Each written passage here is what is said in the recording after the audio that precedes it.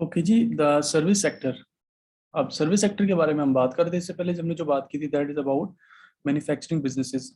Many of the basic principles which apply in service industries, that is CSFs, critical success factors, and KPIs, key performance indicators, but their application will require special attention if they are to be useful in assessing performance. अब manufacturing businesses में हमारे पास number of units मौजूद होते हैं। हम अपनी productivity को देख के बेहतर तरीके से अंदाज़ा लगा सकते हैं कि हमारा बिजनेस अच्छा परफॉर्म कर रहा है या अच्छी परफॉर्मेंस नहीं दे रहा। जबकि सर्विस के अंदर हमने पहले भी पढ़ा है कि सर्विस की कुछ क्वालिटीज़ होती हैं जो इसको यूनिक बनाती हैं from manufacturing businesses. One is intangibility, कि आपके पास जो आपकी आउटपुट है दैट इज़ इंटेंजिबल, आप उसको टच नहीं कर सकते। पेरिशेबल होती है, आप उसको स्टोर नहीं कर सकते। देन हेट्रोजेनिटी होती है कि सर्विसेज एक दूसरे से कोई खास रिजेम्बलेंस, एक दूसरे से मिलती जुलती होती हैं लेकिन एग्जैक्टली 100% सेम नहीं होती। तो इसीलिए अब जब आपके पास आउटपुट ही एग्जैक्टली मेजरेबल नहीं है, मेजरेबल इन अ सेंस कि आप उसकी आइडेंटिटी एग्जैक्टली 100% कह सकते हैं कि वो 100% आइडेंटिकल नहीं होती, तो इसलिए जब आप उसके ऊपर कोई परफॉर्मेंस इंडिकेटर्स लगाते हैं तो उसको अप्लाई करना भी मुश्किल होता है। Then the service sector of the economy. अब हम बात करेंगे कि जब आप सर्विस सेक्टर में देख रहे होंगे तो इकोनॉमी की वहाँ क्या सूरत हाल होगी। Many western economies one of the major changes that have been. अच्छा जी, इससे पहले मैं आपसे एक चीज मेन डिस्कस कर लूँ कि जैसे जैसे अब आप दुनिया में देख रहे हैं मैन्युफैक्चरिंग बिजनेसेस कम होते जा रहे हैं, सर्विस प्रोवाइडर्स ज्यादा होते जा रहे हैं। इसकी और ये इन इन मल्टीनेशनल लेवल ये चीजें बढ़ती जा रही हैं। जैसे अब आप देख लें कि पाकिस्तान में पहले करीम, उबर, इन ड्राइव, देन अब स्वेल या CVL, ये सर्विसेज पहले पाकिस्तान में मौजूद नहीं थी, लेकिन अब ये पाकिस्तान में भी आहिस्ता आहिस्ता ये सर्विसेज आना शुरू हुई हैं, जो किस चीज़ को इंडिकेट करती हैं कि आपके जो सर्विस सेक्टर्स हैं ये दिन ब दिन सर्विस सेक्टर के अंदर दिन ब दिन बेहतरी आ रही है और चीज़ें एक्सपैंड हो रही हैं। तो इसलिए आपको उसकी परफॉर्मेंस को भी बेहतर तरीके से मैयर करना पड़ेगा। अब परफॉर्मेंस को मैयर करने के लिए दो चीज़ें हैं। One is financial performance. Definitely जो सर्विस प्रोवाइडर भी है वो भी तो अपने फाइनेंशियल स्टेटमेंट्स बना रहा होगा, फाइनेंशियली चीज़ों को लेकर चल रहा होगा, रेवेन्यू होगा, उसके प्रॉफिट्स होंगे, उसकी कॉस्ट्स होंगी। तो पहला तो एस्पेक्ट वही है कि आप फाइनेंशियल परफॉर्मेंस की उसकी इवेल्युएट करें कि आया वो फाइनेंशियली बिजनेस ठीक परफॉर्म कर रहा है या नहीं कर रहा। Second one is service quality.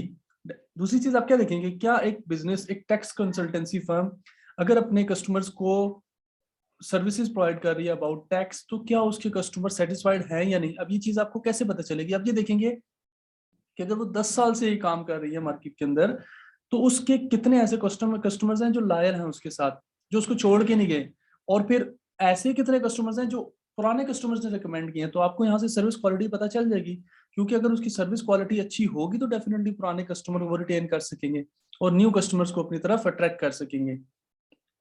Then quality seen to be particularly important non financial performance indicator in the service sector. तो आप सर्विस क्वालिटी को जो देखते हैं ये एक इंपॉर्टेंट फैक्टर है in evaluating the performance of the service sector. Financial performance के अंदर आप क्या देखेंगे रेवेन्यू पर सर्विस। एक सर्विस के ऊपर ऑन एवरेज कितना रेवेन्यू आ रहा है, रेवेन्यू पर प्रिंसिपल और partner in, for example a management consultancy, कि आपके पास अगर कोई पार्टनर है, कोई कंसल्टेंट है, रेवेन्यू पर कंसल्टेंट आपके पास क्या आ रहा है, staff cost per percentage of revenue, कि आपकी जो स्टाफ कॉस्ट है वो रेवेन्यू का कितने परसेंट है, स्पेस, आपकी जो स्पेस अगर आपने कोई ऑफिस वगैरह लिए हुए हैं तो उसकी कॉस्ट पर रेवेन्यू कितने परसेंट है। देन आपकी training cost as a percentage of the revenue, कि आपने ये देखना है कि आप जो ट्रेनिंग प्रोवाइड कर रहे हैं वो आपके ट्रेनिंग कॉस्ट रेवेन्यू का कितने परसेंट है। देन प्रॉफिट की परसेंटेज क्या है, current ratio, quick ratio, market share, के आपके पास ऑन एवरेज अगर मार्केट के अंदर 100 लोग काम कर रहे हैं और उन 100 में से आपके पास कितने परसेंट कस्टमर्स हैं। अगर 1 लाख कस्टमर्स हैं तो अगर 1% हम कहें तो ये अराउंड बनते हैं जी 1000 कस्टमर्स। तो आप ये देखते हैं अगर आपके पास 5000 कस्टमर्स है तो इसका मतलब ये है कि आपके पास मार्केट का 5% शेयर मौजूद है। देन अब फिर दूसरा आप रेशियो क्या देखेंगे कि मार्केट शेयर इंक्रीज हो रही है या नहीं हो रही। Market share increase by year के with the passage of years, आपके जो मार्केट शेयर्स हैं, आपके जो कस्टमर्स हैं, जैसे जैसे मार्केट बढ़ रही है आपकी शेयर्स भी मार्केट के अंदर बढ़ रहे हैं या नहीं बढ़ रहे। ओके जी, अब इसकी एक इलस्ट्रेशन दी हुई है। Barclays bank public limited company, a major UK based banking group. Okay जी, इसके बारे में देखते हैं वो क्या कह रहा है। Barclays Bank has split its business between individuals, corporates and retail customers. The bank has many products and services, most of which are variant on borrowing and lending, whose profitability is tied to borrowing and lending. एक bank था जी, वो क्या करता था, पैसे customer, वही bank, आपको मैंने पहले भी 2 दफा एग्जांपल दी थी बैंक की, कि बैंक्स क्या करते हैं। बैंक्स बेसिकली 2 खिड़कियों का काम करते हैं। एक खिड़की पे वो लोग आते हैं जिनके पास पैसे होते हैं और वो इन्वेस्ट करना चाहते हैं। बैंक एक खिड़की से उनसे पैसे लेके दूसरी खिड़की में खड़े वो लोग जिन्हें पैसे चाहिए उन्हें वो पैसे देते हैं। तो यहाँ से बोरो करेंगे तो जिनसे बोरो करेंगे उन्हें इंटरेस्ट देना होगा, और जिन्हें पैसे आगे लैंड करेंगे, जिन्हें आगे उधार पे पैसे देंगे तो उन्हें इंटरेस्ट चार्ज करेंगे। तो जिन लोगों को पैसे लैंड किए हैं उनसे पैसे लेके उसमें से अपनी परसेंटेज रख के रिमेनिंग परसेंटेज जो आपने अपने बोरोवर को देनी है आप उससे दे देंगे। तो ये बैंक भी कुछ ऐसे ही चल रहा है, और इसकी प्रॉफिटेबिलिटी बोरोइंग और लैंडिंग के ऊपर ही है। जाहिर सी बात है बैंक पैसे ले रहा है, लेने वालों को इंटरेस्ट दे रहा होगा, जिन्हें पैसे दे रहा है उन्हें उनसे इंटरेस्ट चार्ज करना है। ओके जी, individual retail customers can make use of a mix of these services, albeit in most of cases a limited sample of the total range via several possible service delivery processes by post, telephone, automatic teller machines, ATMs, cashiers or the branch managers. Whilst the gross margin of the individual services are known, no attempt is made to trace cost, even labor cost to them. तो अब आपने इसमें क्या करना है, आप सबसे पहले ये देखेंगे ना कि आपकी जो कॉस्ट आ रही है, लेट सपोज ट्रेस कॉस्ट है, लेबर कॉस्ट है, आप देखेंगे रेवेन्यू का कितने परसेंट है, टेलीफोन्स के ऊपर जो आपकी इंक्वायरीज हैं वो रेवेन्यू के कितने परसेंट से आप ले रहे हैं, अपने पुराने लॉयल कस्टमर्स देखेंगे। तो आप डिफरेंट रेशियोज, अब मैंने आपको पहले बताया था कि ये जो आपके CSFs होते हैं, क्रिटिकल सक्सेस फैक्टर्स और KPIs की परफॉर्मेंस इंडिकेटर्स, ये बिजनेस टू बिजनेस वेरी कर रहे होते हैं। ये आपको बिजनेस के हिसाब से सूटेबल मेजर्स लगाने पड़ते हैं ये देखने के लिए कि बिजनेस ठीक परफॉर्म कर रहा है या नहीं कर रहा। देन कॉमनवेल्थ होटल्स की एग्जांपल है, इसको भी एक दफा रीड कर लीजिएगा। इसकी कुछ कॉस्ट बताई होगी, रेवेन्यू के बारे में बताया जाएगा, प्रॉफिट के बारे में बताया जाएगा। तो आपने इसके अगेन वो रेशियोज निकालनी है फाइनेंशियल, और क्वालिटी के बारे में देखना है कि आप के जो रूम्स हैं उनकी मेंटेनेंस कॉस्ट कितनी है, ट्रेनिंग कॉस्ट कितनी है अपनी लेबर की। तो वहां से आपको अपनी सर्विस क्वालिटी के बारे में भी पता चल जाएगा। सर्विस क्वालिटी के बारे में वो क्या कह रहे हैं जी। British Airport Authority is a large company which operates many of the UK's major airports. The company uses regular customer service for measuring customer perceptions of a wide variety of service quality attributes, including, for example, the cleanliness of facility. अब एक British airport authority थी जी, ये क्या करती है, ये अपने customers में सर्वे करवाती है ये देखने के लिए कि उनके कस्टमर्स क्या वो सेटिस्फाइड हैं या नहीं, और उसके अंदर वो क्या क्या चीज़ देखती है, उनसे पूछती है कि आपको हमारे जो सफाई सुथराई का निज़ाम है ये पसंद आया या नहीं आया, हमारा स्टाफ हेल्पफुल था या नहीं था, फिर आपको हमारा एयरपोर्ट क्या इतना कन्वीनियंट लगा कि आप आसानी से वहां पहुंच सकें, क्या आप हमें आपको कितनी दूरी का सामना तो नहीं करना पड़ा। Then the quality and the, अब ये चीजें सारी आपको क्वालिटी बता रही है कि अगर वो उनके कस्टमर सेटिस्फाई होंगे तो इट्स मीन कि उनकी सर्विस क्वालिटी बेहतर है। देन ये देखें जी, कुछ मेजर्स उसने बता दिए हैं कि अगर आपने एक्सेस देखनी है तो क्या करेंगे, वॉकिंग डिस्टेंस देखेंगे कि एयरपोर्ट वॉकिंग कितने वॉकिंग डिस्टेंस के ऊपर है। नॉर्मली वैसे वॉकिंग डिस्टेंस के ऊपर नहीं होता, ये माइल्स के ऊपर होता है, क्योंकि वॉकिंग डिस्टेंस के ऊपर एयरपोर्ट्स नहीं बनाए जाते, एयरपोर्ट्स आबादी से दूर होते हैं एज पर लेजिस्लेशंस। देन फिर मैकेनिज्म्स में क्या देखेंगे, सर्विस ऑपरेशनल डाटा, फिर आप अपने ऑपरेशनल डाटा में से देखेंगे कि क्या हमारे जो हमने सर्वे किया है उसमें से ऑन जो हमारा सर्वे या नॉर्मली जो इंडस्ट्री का सर्वे होता है कि उसमें ऑन एवरेज जो दुनिया के ममालिक हैं उसमें जो एयरपोर्ट्स हैं वो कितने कितने दूर रखे जाते हैं आबादी से, या कितने कितने डिस्टेंस के ऊपर होते हैं। एस्थेटिक्स, स्टाफ अपीयरेंसेस, क्या आपने उनका हुलिया वगैरह उनकी सफाई सुथराई के बारे में जब देखना है तो आप देखेंगे कि स्टाफ की अपीयरेंस कैसी थी, फिर इसके बारे में अपना सर्विस इंस्पेक्शन करवाएं, सर्वे के बारे में सर्वे होगा, इंस्पेक्शन होगा उसका।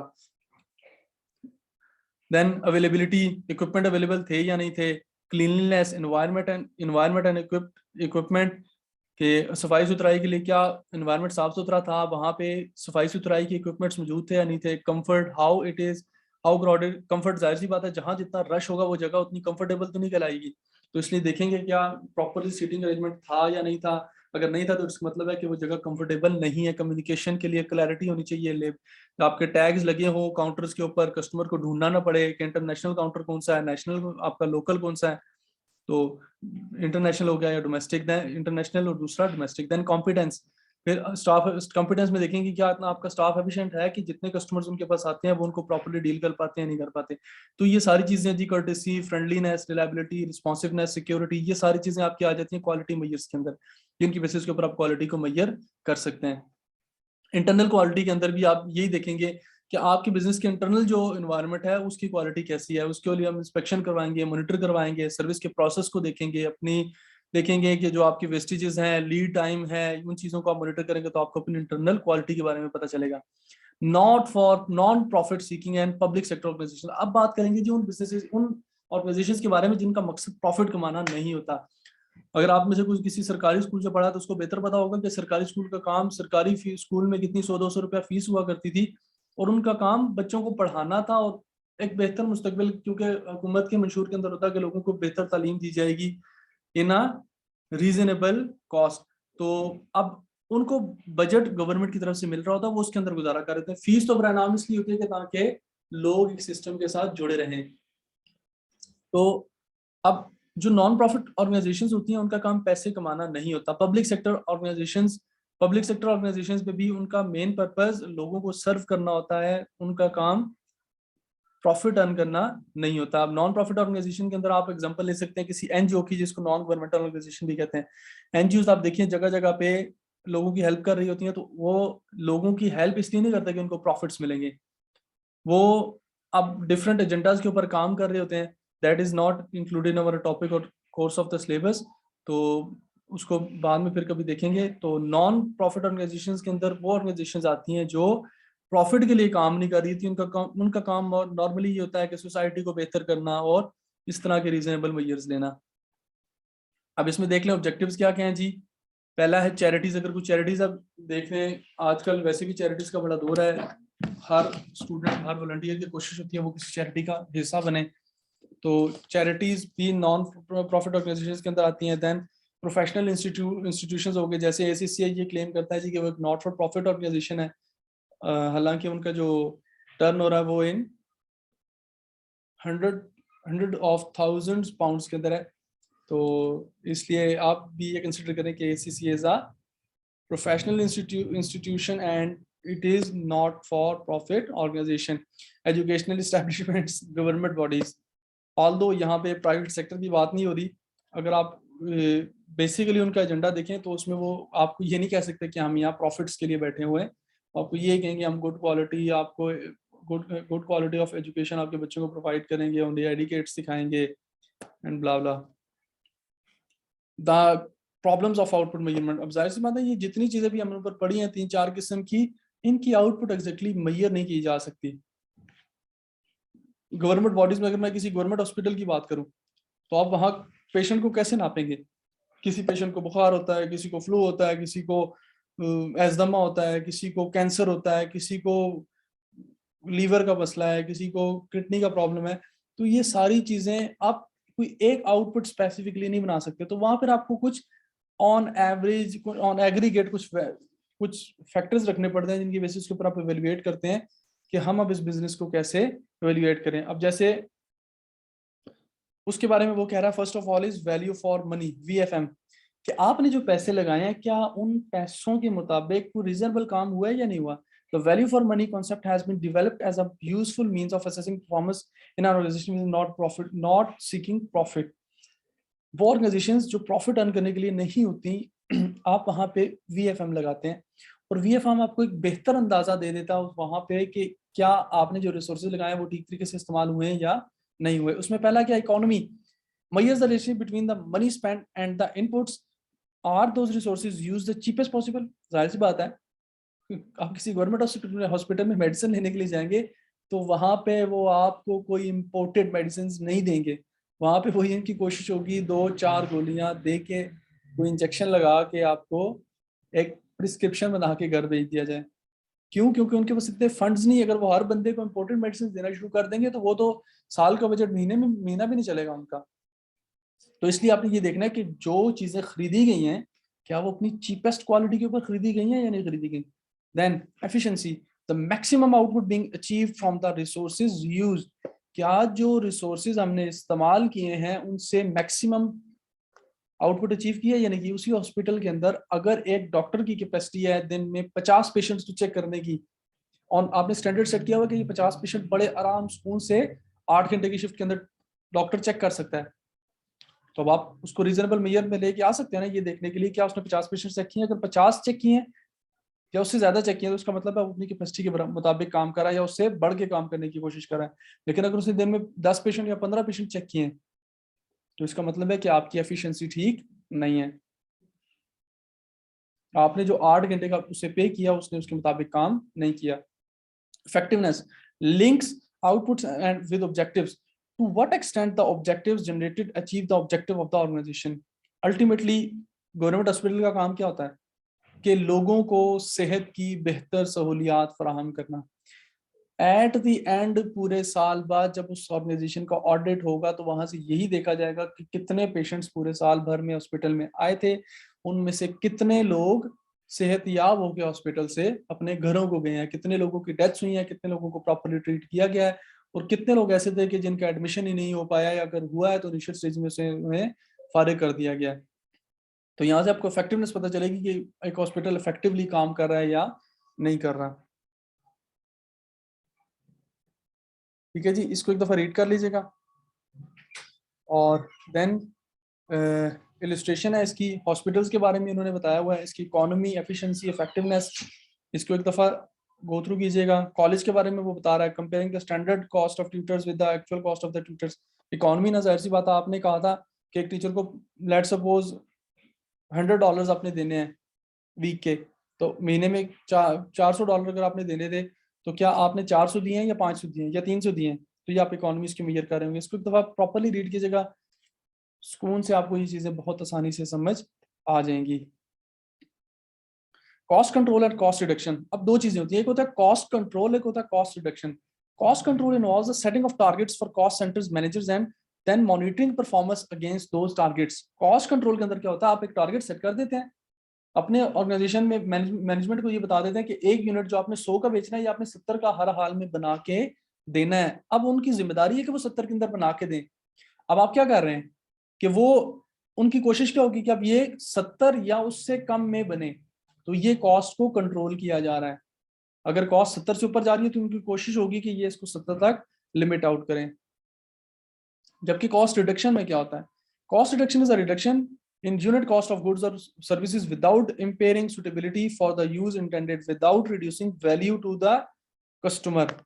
कॉस्ट रिडक्शन के अंदर क्या होता है, कॉस्ट रिडक्शन के अंदर ये होता है कि लेट सपोज आपने जो कस्टमर अपने मैनेजमेंट को टास्क दिया था कि आपने एक यूनिट 70 रुपए में बनाना है, अब उन्होंने देखा भाई ये तो 70 के अंदर बन नहीं रहा, इसकी as per specifications which were given from the higher hierarchy of the organisation. तो अब उन्होंने क्या किया, उन्होंने कहा भाई ऐसे करो कि कॉस्ट को 80 से 70 रुपए लेके आओ, लेकिन कोशिश ये करनी है कि अपनी प्रोडक्ट में से वो चीज नहीं निकालनी जो कस्टमर की जरूरत की हो। समझ आ रही है बात? अगर तो वो चीज कस्टमर की जरूरत की है तो उसका मतलब है कि आपकी सेल्स इफेक्ट हो जाएंगी। जैसे लेट सपोज आप मोबाइल फोन्स जो है वो सेल कर रहे हैं, अब आपका टास्क ये है कि आपने एक फोन सेल करना था, लेट सपोज हम कहते हैं कि वो उसकी कॉस्ट आपको पड़ रही थी 80,000, उसमें जो डिस्प्ले लगा हुआ था वो एमोलेड पैनल लगा हुआ था। अब एमोलेड पैनल आपको पता है एक्सपेंसिव होता है।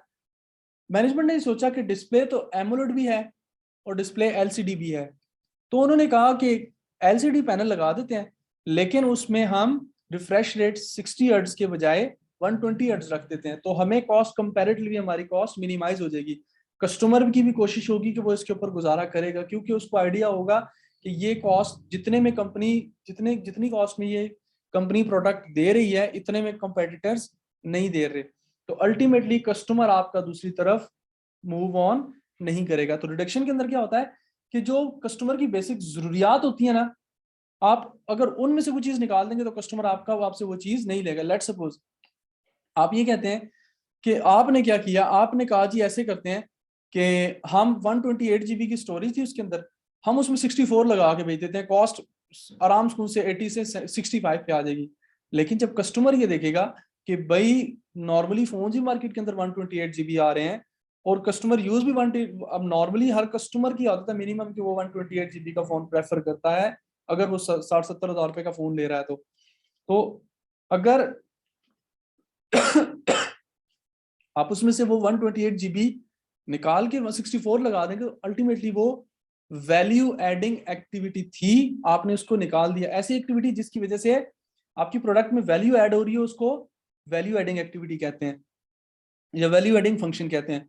तो अब अगर आप उस फोन में से इंटरनल मेमोरी 128 GB निकाल के 64 लगाएंगे तो एक वैल्यू एडिंग फंक्शन आपने उसका कम कर दिया है, क्योंकि जो काम 128 में हो सकता है वो 64 में नहीं हो सकता, लेकिन जो काम आप एमोलेड पैनल के अंदर कर सकते हैं वो 120 रिफ्रेश रेट के साथ एलसीडी पैनल के ऊपर भी किया जा सकता है। तो कस्टमर वहां पे कंप्रोमाइज कर लेगा।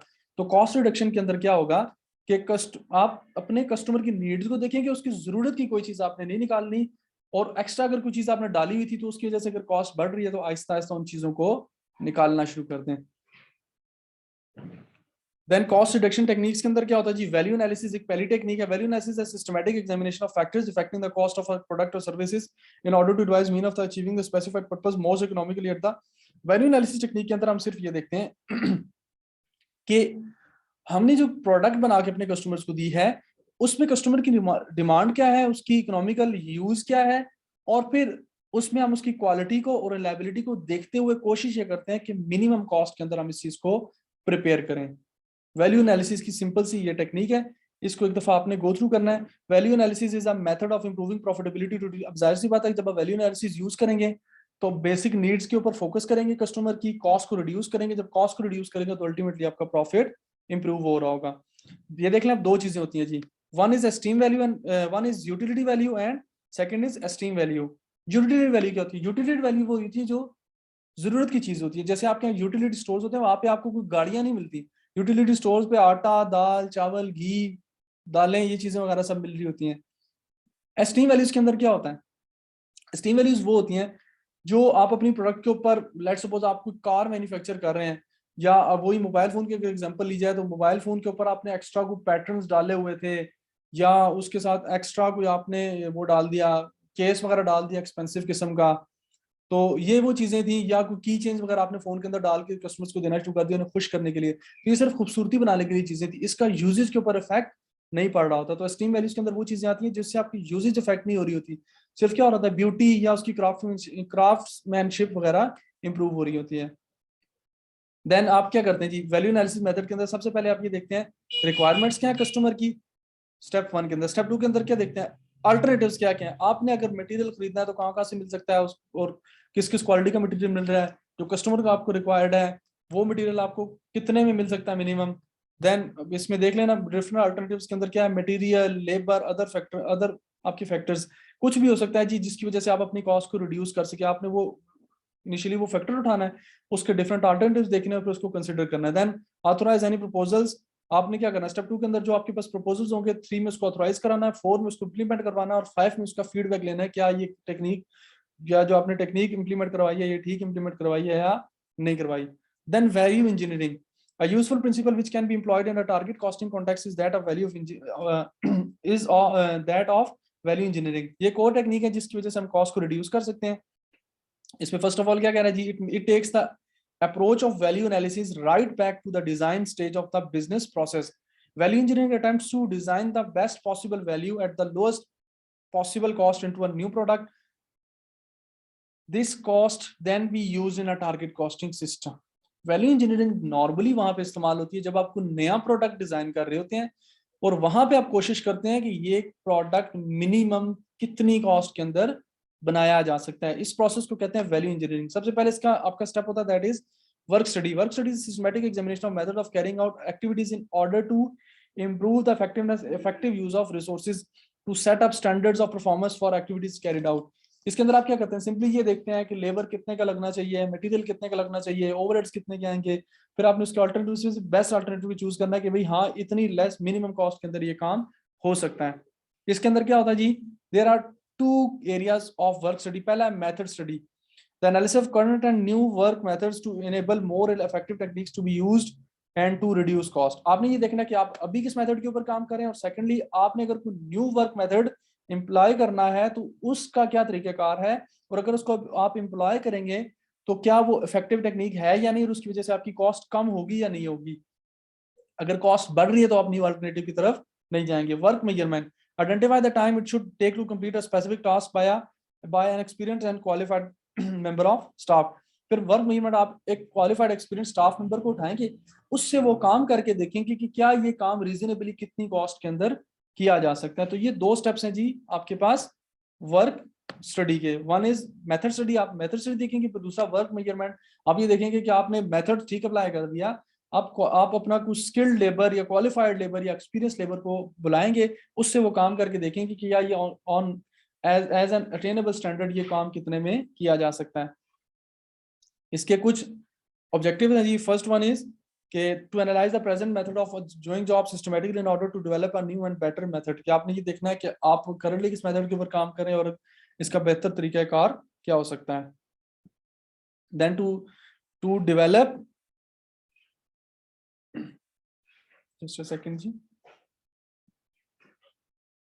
okay जी, to measure the work content of a job by measuring the time required to do the job for a qualified worker and hence to establish standard time। जाहिर सी बात है, अगर आप किसी अनस्किल्ड लेबर से वो काम कराएंगे तो वो उसने तो वो टाइम भी जाया करना है, आपका मटेरियल भी जाया करना है, तो आपका स्टैंडर्ड ठीक सेट नहीं हो रहा, इसलिए आपने कोई क्वालिफाइड स्टाफ को लेना है, स्टाफ मेंबर को लेना है या वर्कर को। To increase the productivity ensure the best possible use of the human machine and material, आपने जब स्टैंडर्ड सेट करना तो डेफिनेटली आपकी कोशिश ये होगी कि बेहतरीन तरीके से काम किया जाए, उसमें कोई लीड टाइम ना आ रहा हो, कोई मटेरियल वेस्ट ना हो रहा हो, ताकि आपका जो है वो प्रोसेस एफिशिएंट और इफेक्टिव एक स्टैंडर्ड सेट कर पाए। टू इम्प्रूव ऑपरेशनल एफिशिएंसी, तो फिर आप वहां से अपनी एफिशिएंसी को इम्प्रूव कर सकते हैं। इसको फर्दर ऑन इसकी बड़ी डिटेल किस्म की ये दी हुई है जी, standardization of material cost and components, कि आपने अपनी जो कॉस्ट है उसकी स्टैंडर्डाइजेशन करते हुए मटेरियल को या अदर कंपोनेंट्स की कॉस्ट को कैसे कम करना है। अब उसमें पॉलिसीज में क्या कह रहा है, आप मटेरियल खरीदें, ज्यादा क्वांटिटी के अंदर खरीदें, उसके बाद मटेरियल क्या करें, एफिशिएंसी इंप्रूव करें काम करने की अपनी वर्कर्स की, और फिर क्या करें, कॉस्ट अपनी वैरायटी को कम करने की कोशिश करें, इन्वेंट्री कंट्रोल करें, बेटर सर्विसेज होनी चाहिए, time less time will be needed to train, आपने क्या करना है ट्रेनिंग पे कम से कम टाइम लगाना ताकि वो जल्दी से जल्दी ट्रेन होकर आपकी प्रोडक्शन लाइन के अंदर वो लोग आ सकें। प्रोडक्ट की अगर आपने स्टैंडर्डाइजेशन करनी है तो उसमें एडवांटेजेस क्या होंगे, बेनिफिट लॉन्ग टर्म, आप जाहिर सी बात है आपकी स्टैंडर्डाइजेशन अच्छी होगी तो लॉन्ग टर्म में आपको फायदा होगा, आपके प्रॉफिट्स इंप्रूव होंगे। Tooling is simpler because it is gear to one method of production, जाहिर सी बात है जब आपकी टूलिंग बेहतर होगी, आपकी जो मैन्युफैक्चरर्स हैं, जो आपके प्रोडक्शन के अंदर काम करने वाले लोग हैं, उनकी टूलिंग जब बेहतर होगी तो वो बेहतर तरीके से प्रोडक्शन करेंगे, जब बेहतर तरीके से प्रोडक्शन करेंगे तो अल्टीमेटली आपकी प्रोडक्शन इंप्रूव होगी और आपकी बिजनेस के ऊपर एक अच्छा इंपैक्ट जाएगा लॉन्ग टर्म के अंदर। अगेन सिंपल सी चीजें जिसको एक दफा रीड आउट कर लीजिएगा, इसमें ऐसी कोई चीज नहीं जो आपको पढ़ के समझ ना आ रही हो। Then control report, control report के अंदर हम ये देखते हैं कि अल्टीमेटली जब हम ऊपर से अपनी कॉस्ट वगैरह के बारे में देखा कि कॉस्ट हमने जो अपनी कॉस्ट को यूज किया है वो इफेक्टिवली यूज किया या नहीं किया, तो फिर हम उसकी कंट्रोल रिपोर्ट बनाएंगे। रिपोर्ट के अंदर control report should be relevant होनी चाहिए, जिस काम के लिए अपनी रिपोर्ट बनवाई थी आपने उसी के ऊपर करना है। जैसे हम मोबाइल फोन या गाड़ी की बात की तो हमने जो प्रोडक्ट बनाई है, जिस प्रोडक्ट के बारे में हमें रिपोर्ट चाहिए, हमारी कंट्रोल रिपोर्ट भी उसी के बारे में होनी चाहिए, ना कि हम उससे रेलिवेंट मार्केट को कंपेयर कर रहे हो और एक्स्ट्रा किस्म की चीजें हमने उसके अंदर डाली हुई है जो मैनेजमेंट को जरूरत ना हो। मैनेजमेंट में जाहिर सी बात है किसी की रिस्पॉन्सिबिलिटी होनी चाहिए जो वो रिपोर्ट प्रिपेयर करे और आगे उसको प्रेजेंट करे। टाइमली होनी चाहिए, अगेन ये वही आपके पास समझ लें कि वो एक्यूरेट वाला सिनेरियो आ गया। टाइमली होनी चाहिए, जिस टाइम पे आपको रिपोर्ट मांगी गई आप उसी टाइम पे रिपोर्ट बना के दें, ना कि उससे पहले या उससे ना उससे बहुत पहले ना वो उससे बाद में। रिलायबल होनी चाहिए कि आपकी ऐसी रिपोर्ट बना के कोई ऐसा बंदा रिपोर्ट बना के लाए या ऐसे डाटा की बेसिस पर रिपोर्ट बना के लाए जिसके ऊपर आप एतमाद कर सकते हो। फिर कम्युनिकेट इफेक्टिवली, सबको कम्युनिकेट की जानी चाहिए, जिस जो रिस्पॉन्सिबल बंदा है जिस उसको एवेलुएट करना है। फिर कॉस्ट इफेक्टिव होनी चाहिए कि रिपोर्ट बनाने की इतनी कॉस्ट ना हो कि जितने उससे हमें बेनिफिट्स ही ना आने हो। अगर एक रिपोर्ट को बनाने का आपको $1000 की कॉस्ट आ रही है और अल्टीमेटली आपको उससे $100 का बेनिफिट भी नहीं हो रहा, तो आपको वो रिपोर्ट बनाने की जरूरत नहीं है, वो जुबानी कलामी अपनी मैनेजमेंट को आप बता दें। तो यहाँ पे जी आपका ये चैप्टर कंप्लीट हो गया। तो इसकी टेस्ट अंडरस्टैंडिंग रजिस्ट्रेशन आपने करनी है। स्प्रेडशीट एज इट इज वही है जो हमने इससे पहले MA1 MA2 के अंदर पढ़ी है, इंट्रोडक्शन, एंटरिंग आपका इंट्रोडक्शन क्या होता है स्प्रेडशीट का, entering formula, multiplication, addition, subtraction, वही चीज़ें अगेन दोबारा रिवाइज करवाई जा रही हैं यहाँ पे। तो इनको एक दफ़ा देख लीजिएगा, वो नोट्स जो मैंने आप लोगों को प्रोवाइड किए हैं उन्हें एक दफ़ा गो थ्रू कीजिएगा, वो सारे आपने एमसीक्यूज दोबारा करने हैं। वो जो 50-52 पेजेस के जो एमसीक्यूज हैं, अगर वो जिसने कर लिए उसे स्प्रेडशीट के अंदर इंशाल्लाह किसी किस्म का कोई मसला नहीं आने लगा।